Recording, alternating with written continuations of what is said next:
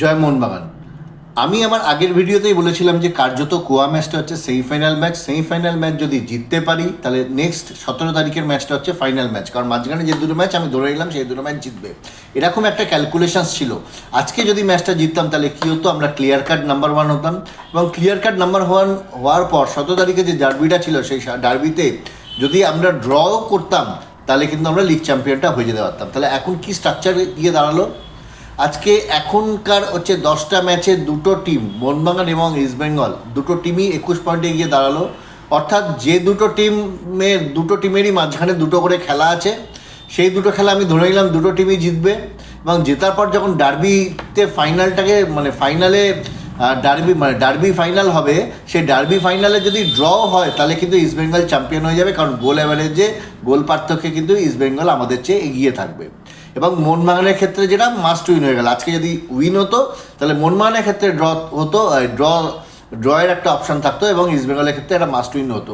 পুরো হিসেবটা উল্টে গেল কিছু ভুল স্ট্র্যাটেজি, ভুলভাল খেলার জন্যে সার্জিও লোবেরা। আচ্ছা বলুন তো, সার্জিও লোবেরাকে কত মার্কস দেবেন এই বছরের পারফরমেন্সের জন্যে? হ্যাঁ, মোহনবাগান হয়তো 1 কিংবা 2তে আছে, কিন্তু আপনি বলুন তো, সত্যি করে বলুন তো, সার্জিও লোবেরাকে এই বছর আমাদের কত পয়েন্ট? আমি তো ওকে 5-এর উপরে দিতে পারবো না। অন্য সবাইকার কাছে সবাই একটু রেটিং করবেন তো আজকে আমার এতে, যখন কমেন্ট করবেন যে সার্জিও লোবেরাকে কত পয়েন্ট দিচ্ছেন। জঘন্য কোচ। আজকে দেখুন, আজকে গোয়ার একটা জিনিস চিন্তা করুন, গোয়া আজকে প্রথমেই ব্যাকফুটে ছিল, তার কারণ হচ্ছে ম্যানুয়েল মার্কেস আজকে মাঠের বাইরে ছিল, ওকে একটা ম্যাচ সাসপেনশন দিয়েছিল, মাঠের বাইরে গ্যালারিতে বসছিল, ওদের কোচও ছিল না। এরম একটা জায়গা থেকে খেলা শুরু করলো। ফার্স্ট হাফে যখন একটা আপার হ্যান্ড পাচ্ছ, সেই তুমি ভালো করেছো, দুটো ডিফেন্ডারকে নিয়ে নামিয়েছো যে আমি গোল খাবো না আজকে, যেরকম আমাকে গোল আমাকে আটকাতে হবে, আমি গোল খাবো না, এইরকম একটা চিন্তাভাবনা নিয়ে তুমি দুটো ডিফেন্ডার নিয়ে নামিয়েছো। কিন্তু মাঝখানে আজকে সাহাল সুপার ফ্লপ, সাহাল কোনো কিছু করতেই পারলো না, যে 10 নম্বরের জায়গাটা যেটা সাহালের নেওয়া উচিত ছিল। আর সাহাল সুপার ফ্লপ হওয়ার ফলে ম্যাকলারেন কোনো বল পেলো না, এবং ম্যাকলারেন বল না পেলে ম্যাকলারেন আর কী করবে, ওই উঁচু উঁচু বল ভাসিয়ে দেওয়া, এইভাবেই খেলাটা ছন্ন ছাড়া খেলা চললো। ছন্ন ছাড়া খেলা খেলে ফার্স্ট হাফটাকে শেষ করলো। ফার্স্ট হাফে কিন্তু গোয়া অনেক ব্যাকফুটে ছিল। গোয়া যদি ব্যাকফুটে থাকে, তুমি যখন দেখলে প্রথম 10 মিনিট গোয়া ব্যাকফুটে আছে, তোমার তখন অনেক বেশি অ্যাটাকিং এবং কনস্ট্রাকটিভ ফুটবল খেলা উচিত ছিল, যেটা তুমি সেকেন্ড হাফে খেললে। সেই অ্যাটাকিং এবং ক্রিয়েটিভ কনস্ট্রাকটিভ ফুটবল খেলা উচিত ছিল, যেটা তুমি খেললে না। এটা হচ্ছে আমার মনে হয় তোমার সবচেয়ে বড় ডিসিশন। এইভাবে ফার্স্ট হাফটাকে পুরো 45 মিনিট আপনি নষ্ট করলেন, সার্জিও লোবেরা পুরো নষ্ট করলেন। এবং সেকেন্ড হাফে আপনি কী করলেন, কামিন্সকে নামালেন, কামিন্সকে নামিয়েছেন, বেশ করেছেন, কামিন্সকে নামিয়েছেন। কামিন্সকে নামানোর পর গেলায় একটু গতি এলো, কিন্তু অ্যাট দ্য সেম টাইম গোয়ার খেলাতেও তো গতি এলো, তখন আক্রমণ প্রতি আক্রমণের একটা খেলা হচ্ছিল। কপাল ভালো যে সন্দেশ জিঙ্গালের একটা মিস পাসের জন্যে আমাদের ম্যাকলারেন গোলটা করে বেরিয়ে চলে গেল, পুরো সন্দেশ জিঙ্গালের দোষ। সন্দেশ জিঙ্গাল যে বলটা ধরে বলটা ধরতে পারলো না, স্লিপ করলো, তার জন্যে ম্যাকলারেন গোল করলো। যখন তুমি দেখছো যে আমার 1-0 গোলে লিড হয়ে গেছে, যখন তুমি দেখছো তোমার 1-0 গোলে লিড হয়ে গেছে, তোমার ডিফেন্সটাকে আরও বেশি মজবুত করা উচিত ছিল। তুমি অভিষেক সূর্যবংশীকে নামালে অনেক পরে গিয়ে। না, অভিষেক সূর্যবংশী আমি কেন 5-এ, আমি মেহতাব সিং তো আমার বসেছিল, কিংবা মেহতাব সিং যদি বসে না থাকে তাহলে রানাডে তো বসছিল।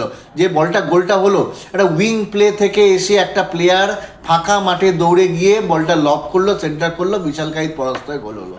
ওটা গোলের জন্য বলটা রাখেনি, বলটা সেন্টারের জন্য রেখেছিল, কিন্তু গোল হয়ে গেল।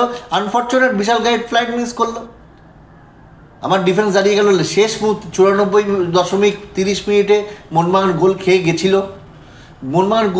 গেছিলো, ওটা কোনো রকমে বাঁচলো। আজকে 2-1 মোহনবাগান হারতো হিসেব মতো, কোনো ওপেন চান্স নেই, একটা ওপেন চান্স সেটাতে গোল করেছে, গোলমুখী শট মোহনবাগানের নেই আজকে।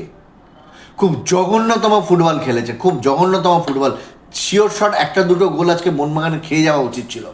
এবং যা স্ট্যান্ডার্ড সার্জিও লোবেরা যেভাবে খেলাচ্ছে, আজকে 18-19 দিন 20 দিন বাদে তোমার টিম নামলো, এবং 18-19-20 দিন বাদে তোমার ফুল টিম নিয়ে নেমেছিল আজকে। তোমার আপুইয়া খেললো আজকে সাহাল খেললো, সেকেন্ড হাফ পুরো আজকে মনবীর খেললো, তোমার পুরো দেশীয় ব্রিগেড তুমি নামানোর পরও কী হলো? কিচ্ছু হলো না। আলটিমেটলি তুমি 2 পয়েন্ট গিফট করে দিয়ে, 1 পয়েন্ট ওদেরকে গিফট করে দিয়ে চলে এলে, নিজেদের 2 পয়েন্ট হারিয়ে পুরো লিগটাকে শক্ত করলে। সার্জিও লোবেরার কিচ্ছু এসে যাবে না যদি আজকে ISL চ্যাম্পিয়ন না হয়। সার্জিও লোবেরার সামনে বছর সার্জিও লোবেরাকে নেবার জন্য প্রচুর কোচ থাকবে। কিন্তু একটা জিনিস বুঝে নিন, যে মোহনবাগান সমর্থকদের তো আর ম্যাচটা, ডার্বি ম্যাচটায় ড্র কিংবা হারলে চলবে না। ডার্বি ম্যাচটার জন্য মাস্ট উইন, এবং যা স্ট্যান্ডার্ডে ফুটবল মোহনবাগান খেলছে তাদের ডার্বি ম্যাচে এই স্ট্যান্ডার্ডে ফুটবল খেললে আমি লিখে দিচ্ছি ভাই, আমার সব মেরিনার্সদের বলছি আমাকে গালাগাল দেবেন না, যে স্ট্যান্ডার্ডে ফুটবল মোহনবাগান খেলছে এই স্ট্যান্ডার্ডে ফুটবল যদি মোহনবাগান খেলে ডার্বি ম্যাচে মোহনবাগানকে কেউ বাঁচাতে পারবে না। আপনারা জানি না আপনারা কেউ ইস্টবেঙ্গলে খেলা দেখেছেন কি না রিসেন্টলি, আমি দেখেছি একটা দুটো ম্যাচ। ইস্টবেঙ্গল যে ফুটবল খেলছে সেই ফুটবলের কম্পেয়ার টু মোহনবাগান যে ফুটবল খেলছে, আমি যদি হেড টু হেড ইস্টবেঙ্গল এবং মোহনবাগানকে কম্পেয়ার করি আনবায়াসলি, নট বায়াসলি, বা আনবায়াসলি আমি যদি কম্পেয়ার করি, তাহলে ইস্টবেঙ্গল কিন্তু মোহনবাগানের চেয়ে ইন টার্ম অফ মানে ওয়ে অফ ফুটবল মানে অনেক মানে কোয়ালিটি অফ ফুটবল কিন্তু ইস্টবেঙ্গল অনেক এগিয়ে আছে, এবং সেই ফুটবলটা যদি ওরা খেলে 17 তারিখে ভাই অনেক চাপ আছে। কিন্তু আমি এই কথাটা পরিষ্কার করে আজকে বলে দিলাম, গোল পার্থক্যে এগিয়ে থাকার ফলে ইস্টবেঙ্গলের জন্য 17 তারিখ ম্যাচটা শুধু ড্র, মোহনবাগানকে জিততেই হবে, প্রোভাইডেড মাঝখানে দুটো ম্যাচ মোহনবাগান এবং ইস্টবেঙ্গল জিতবে। আমি দুজনে নিলাম, দুজনেই এই ম্যাচটা জিতবে। আমরা কেন এত টেনশনওয়ালা ম্যাচ নিতাম আমাদের ঘাড়ের ওপর? শুধু একটা কোচ যার ভুল, মানে আজকে তাহলে মালিনা কী দোষ করলো? মালিনাকে আজকে আমরা এত গালমন্দ করে মালিনাকে তাড়ালাম, মালিনা কী দোষ করলো আজকে? সার্জিও লোবেরার যদি মানে এরকম পারফরমেন্স হয়, পেনাল্টি বক্সের মধ্যে খালি বল কাটাকাটি করা, এই হচ্ছে সার্জিও লোবেরার পারফরমেন্স। দীপক টাংরি কেন এই প্লেয়ারটাকে কেন রেখেছে? পুরো সেকেন্ড হাফ দীপক টাংরিকে খেলালো কি না ডিফেন্সিভ মিডফিল্ডার হিসেবে ওকে ও মানে করবে, গোল আটকাবে। তো কী ডিফেন্সিভ মিডফিল্ডার হিসেবে গোল আটকালো? যে প্লেয়ারটা গোল করে যাবে, বরিস বোধহয় যে প্লেয়ারটা গোল করে গেল নাকি, যে গোল করলো ও কতটা জমি পেয়েছিল বলুন তো বলটা গোল করবার জন্যে, কতটা দৌড় রান করবার জন্যে। ওইখানে তাহলে ওইখানে কার থাকার কথা? ওইখানে আমাদের ইসের মতো ওইখানে আমার থাকার কথা হচ্ছে সুভাশিস ছিল মাঝখানে, ও পুরো ওপেন মার্কেটে এসে দৌড়ে বেরিয়ে চলে গেল। সুভাশিস বল কাটাকাটি করে খালি ডিয়ার পেনাল্টি বক্সের মধ্যে।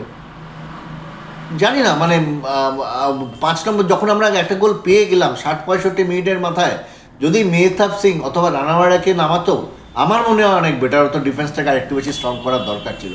সার্জিও লোবেরা মনে হলো আমি 1 গোল করে 2 গোল তুলবো, 2 গোল করতে গিয়ে বগলের তলা দিয়ে একটা গোল খেত বেরিয়ে চলে গেল। খুব ফ্রাস্ট্রেটেড লাগছে, সত্যি কথা বলছি, খুব ফ্রাস্ট্রেটেড লাগছে আজকের এই খেলা দেখার পর। ভালো লাগছে না ভিডিও করতে, তাও ভিডিওটা করলাম, কারণ আমি ভুলভাল ভিডিও করি না। অনেকে অনেক ভিডিও করে, আমি ভুলভাল ভিডিও করি না, আমি খালি ম্যাচ অ্যানালিসিসে ভিডিও করি। এই আজকে যা খেলা খেললো, এই খেলা যদি খেলে আইএসএল এই বছরের মতো রাম রাম সত্যে হয়ে যাবে, এটুকুই বলার। Keeping our finger crossed. আশা করি যে আমরা তো সমর্থক, আমরা কোনো তো নেগেটিভ ভাবতে পারি না, নেগেটিভ কথা বলে ফেললাম অনেকগুলো, ক্ষমা করে দেবেন সবাই। কিন্তু আশায় বাঁচে চাষা, কিন্তু এই যদি কোচের স্ট্র্যাটেজি আর এই যদি কোচ এইভাবে খেলায়, তাহলে আশায় বাঁচে চাষা, আমরা চাষার চেয়েও অদম অবস্থা আমাদের হবে আগামী 17 তারিখ। এটুকুই বলার। ম্যাচটা অমীমাংসিতভাবে শেষ হলো। নেক্সট হচ্ছে কাশির সাথে ম্যাচ, ইন্টার কাশির সাথে ম্যাচ, তারপর ইস্টবেঙ্গল, তারপর বোধহয় ওই সাথে খেলা, কি বলে দিল্লির সাথে খেলা আছে। তো দেখা যাক কি হয়। আমি খুব একটা বেশি কিছু আশা করছি না এই টিমের কাছ থেকে। চলুন, হোপ ফর দ্য বেস্ট, দেখা যাক কি হয়। জয় মোহনবাগান।